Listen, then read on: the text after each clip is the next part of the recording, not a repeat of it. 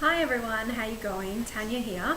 I just wanted to jump in with some tips today. We're often talking to mums and even sometimes dads as well who obviously the first step sometimes in getting your little ones to sleep well is to teach them how to self-settle. So, no sleep aids of any sort, dummies, feeding to sleep, rocking, patting their bums, laying with them as they get that little bit older. They can all be some sleep aids that really start to hinder their sleeping as they're getting older. So I wanted to jump in today just with 4 little tips to try to help you on your way to getting your little one to self-settle.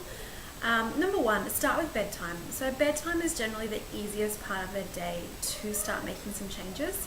And nap times can 9 times out of 10 be an awful lot trickier than any other time of their day. So cancel out naps, keep them the same as you would normally. Jump in with some changes of your bedtime. So start with a really solid bedtime routine, removing any of those sleep aids and then jumping in with that self-settling of a bedtime, continuing thereafter. So continue on with the rest of your night, continue on with naps the next day, so it again starts to become very consistent. But number 1 is definitely start with your bedtime. Number 2 is just to be really cautious with our wake times at the end of the day. So we're not wanting a little 6-month-old to be awake for 4 or 5 hours before they're ready for bed.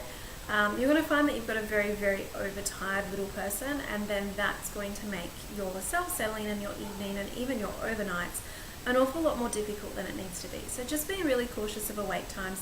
If you're unsure of awake times, I'll pop a little something down the bottom that just to give you a bit of a guideline on what those awake times should be. But again, any concerns, give us a shout. That also works in the opposite as well, is if you're trying to put your little one down too soon, they're not tired enough. So obviously they're going to fight you. So that's where we are definitely very careful as to what sort of awake time we look at for our little ones at the end of the day.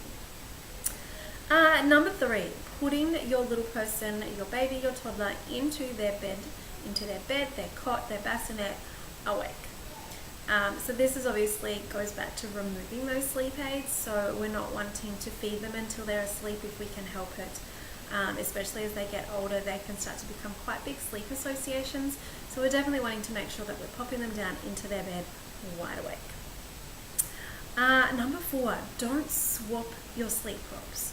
So if your little one is currently fed to sleep, we're not wanting to swap that feeding to sleep with patting their bum until they're sound asleep. And that can sometimes be the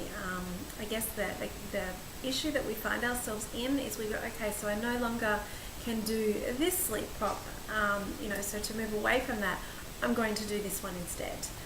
It's not really going to solve your problem, you're just replacing one with the other. So we're wanting to make sure that we're not doing that, that we're being able to move away from those sleep props completely. And obviously picking that right technique that fits for your family and fits your child in order to teach them that ongoing self-settling skill.